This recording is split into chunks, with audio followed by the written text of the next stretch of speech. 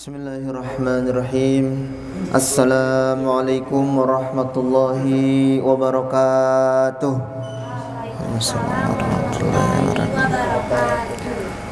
Alhamdulillah, alhamdulillahi rabbil alamin. Wa bihi nasta'in ala umuri dunya waddin. Wassalatu wassalamu ala sayyidina Muhammadin wa ala alihi washabihi ajma'in, amma ba'd. Qala Allah Ta'ala fil Qur'anil Karim: A'udzu billahi minasy syaithanir rajim. Bismillahirrahmanirrahim. Wa ta'azzana rabbukum la in syakartum la azidannakum wa la in kafartum inna adzabi lasyadid. Faqala aidan rabbi shrah li sadri wa yassir li amri wahlul 'uqdatam min lisani yafqahu qawli. Shadaqallahul ayah. Hadirin, mari sama-sama kita panjatkan puji serta syukur kehadirat Allah Subhanahu wa taala yang telah memberikan kita beribu-ribu macam nikmat, di antaranya nikmat iman, nikmat Islam, nikmat sehat wal afiah, sehingga kita dapat berkumpul bermuajahah di tempat yang insyaallah mulia ini. Mudah-mudahan kita senantiasa diberikan kesehatan Allah Subhanahu wa taala dan diberikan rezeki yang melimpah, juga keberkahan di sisinya. Salawat bertangkaikan salam semoga selalu tercurahkan kepada junjungan Nabi besar kita Nabi Muhammad sallallahu alaihi wasallam, pada keluarganya, para sahabatnya, juga semoga sampai kepada kita selaku umatnya. Alhamdulillah, kemarin kita telah membahas tentang aurat baik itu aurat laki-laki maupun aurat perempuan, terutama ketika dalam keadaan salat dan ketika bagi seorang perempuan dan seorang laki-laki di depan yang bukan mahramnya. Nah, kemudian kita akan bahas tentang apa nih?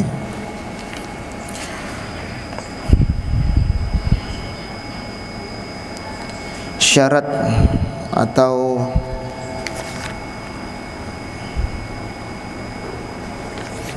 syarat-syarat wudu.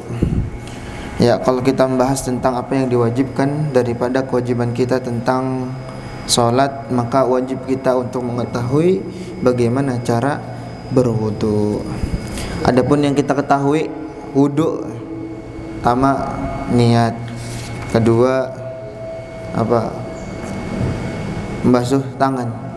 Padahal di dalam kitab yang diwajibkan daripada wudu itu cuma ada 6.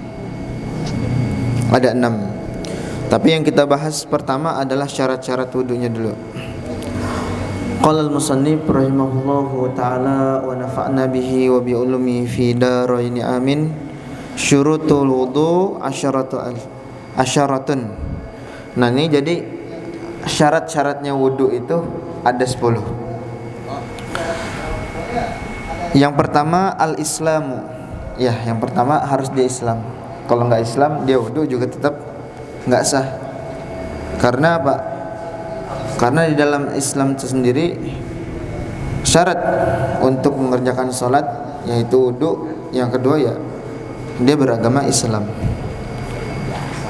Wa tamyizu wan naqau anil haidi, dan yang kedua yaitu tamyiz. Tamyiz, ada yang tahu tamyiz? Wah, tahu enggak Wak tamyiz, Wak?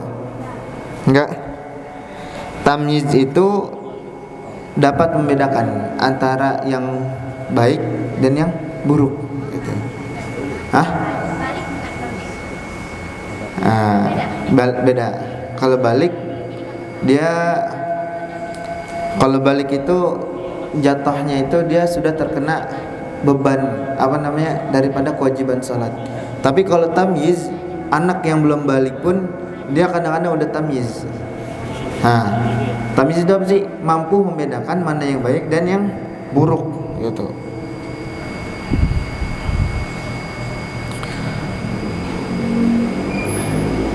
Wa naqau anil haidi, yang ketiga yaitu adalah suci dari haid, dari datang bulan, atau anin nifas, dari darah nifas, yaitu setelah melahirkan, setelah bersalin nifas. Wa amma yamna'u wudu'a al-ma'i bashar. Dan yang keempat yaitu adalah bersih dari sesuatu yang bisa mencegah datangnya air ke kulit. Kalau misalkan kita wudhu tapi ada yang menyebabkan antara kulit itu tidak bisa masuk air nggak bisa masuk ke dalam kulit, apa itu pakai tato mainan tuh. Kalau misalkan kita wudhu maka air itu nggak bisa masuk ke dalam kulit, maka wudhunya nggak sah. Maka wajib buat kita ngilangin dulu tuh, kayak misalkan apa ya, cat, kutek, kutek itu harus dihilangin dulu, hilangin. Setelah dihilangin baru kita wudhu. Karena apa? Karena syaratnya wudhu itu yaitu membasuh kulit dan masuk ke dalam pori-pori itu air wudhunya. Kalau misalkan nggak membasuh kulit kita atau di atas kulit itu ada tato atau ada cat atau ada apalah yang mampu dia itu menghadang air nggak bisa masuk ke dalam kulit, maka itu wajib untuk kita menghilangkan semampu kita. Kalau tato-tato yang disuntik-suntik itu biasanya dia tembus tuh ke pori-pori tuh, jadi jatuhnya melukai kulit, mengasih pigmen warna ke dalam kulit. Itu buat kalau misalkan wudhu itu sah, tapi secara ininya dia zolim karena menyakiti dirinya sendiri.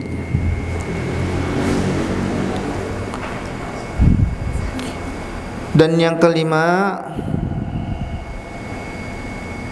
wa an la yakuna al-wudu'i ma yughayyirul ma'a wal ilm. Bagi anggota wudu tidak terdapat sesuatu yang bisa merubah air. Seperti apa? Tinta, pewarna. Kalau misalkan ada itu, tubuh kita ada tinta nih, misalkan kita wudu, airnya berubah. Nah itu wajib kita bersihin dulu baru wudu.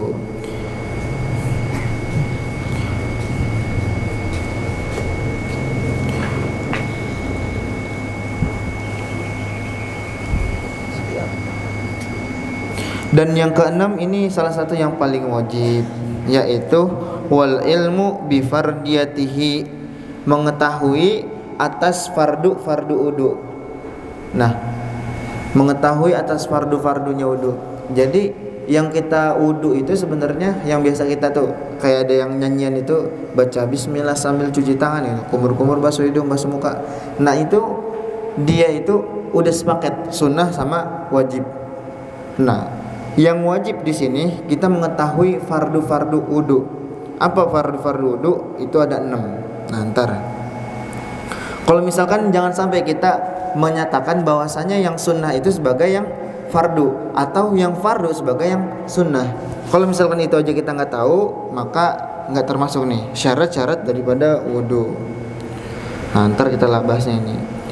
Dan yang ke-7, tidak mengiktidalkan atau meyakinkan fardu yang wajib itu menjadi sunnah. Nah ini kayak tadi nih, makanya pentingnya mengetahui atas anggota yang wajib daripada wudu. Yang ke-8 al-ma'u tahurun, yaitu airnya bersih atau suci. Yang ke-9 sudah masuk waktunya sholat. Yang ke-10 dan terus menerus memperbarui wudunya bagi orang yang tidak pernah berhenti hadasnya. Kalau misalkan dia kentut, dia batal wudunya, ya maka wajib dia buat terus menerus untuk memperbarui wudunya ketika dia sholat. Nah tadi tuh fardu-fardunya wudu apa aja sih? Yang pertama adalah niat, dan niat itu dibarengi dengan misalkan apa nih? Niat, maka rukun fi'li atau gerakan yang pertama yang dibasuh adalah wal ghusl wajhi. Maka membasuh muka adalah rukun fi'li atau gerakan pertama yang wajib dalam berwudu. Maka di dalam kita berwudu, niat membaca niat wudu itu ketika kita membasuh muka. Nah, karena apa? Karena muka itu adalah anggota yang wajib diwudukan. Kalau kumur-kumur basuh tangan itu ya, atau hidung masukkan sebagian air ke dalam hidung itu sunnah. Nah wajibnya ketika kita membasuh muka, makanya di situ kita wajib melafazkan apa?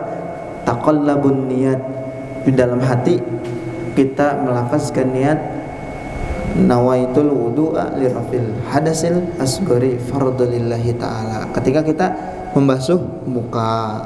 Nah itu yang pertama tuh, yang pertama niat, yang kedua membasuh muka. Kemudian yang ketiga ghuslul yadaini, membasuh tangan, kedua tangan kita sampai sikut. Habis membasuh muka membasuh kedua tangan. Dan yang keempat arba'u ar-rabi'u mashu syai'im minar ra'si al-khams, yaitu membasuh bagian dari kepala, rambut. Nah, itu membasuh sebagian daripada rambut. Kalau misalkan enggak ada sebagian dari kepala, kalau misalkan enggak ada rambutnya, ya wajib dia membasuh sebagaimana tumbuhnya rambut. Ya, biasanya kan sini ya, kepala. Ya udah basuh aja di situ meskipun enggak ada rambutnya. Dan yang kelima ghuslur rijlaini ma'al ka'baini, yaitu membasuh dua kaki beserta kedua mata kaki.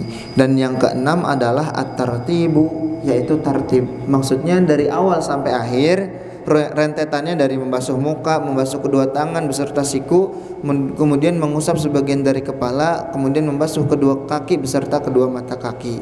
Itu berurutan, nggak boleh habis basuh muka langsung basuh kaki, nggak sah wudunya. Nah makanya ini dijadikan sebagai 6 perkara wudu yang wajib. Nih berarti membasuh kuping adalah sunnah. Kita lewatin nggak apa-apa, nggak jadi masalah. Misalnya kuping kita lagi ada sakit, mau dilewatin aja lah, ya nggak jadi masalah itu. Karena melafazkan atau talaffuzu basmalah atau melafazkan bismillah itu sunnah. Kemudian kumur-kumur masukkan ke dalam hidung itu sebagian air ke dalam hidung itu sunnah. Kemudian baru tuh membasuh muka itu wajib kita disertakan di dalam situ juga membaca niat. Kemudian setelah itu membasuh kedua tangan sampai sikut itu wajib. Kemudian setelah membasuh siku kemudian mengusap sebagian daripada kepala itu wajib juga. Meskipun kita udah minyakan rambut apa gimana gitu udah bersih lah. Ya untuk membasuh yang wajib ini 3 helai juga udah cukup. Kita basuh dengan air gitu. Kalau nggak mau ini sampai basah gitu. Kemudian yang sunnah tadi ada membasuh kuping. Nah setelah membasuh kuping kita membasuh kaki beserta 2 mata kaki. Nah itu baru selesai kita baca doa setelah wudu. Nah kenapa penting untuk kita mengetahui fardu? Karena di dalam syarat wudu kita harus mengetahui anggota-anggota yang wajib dalam berwudu.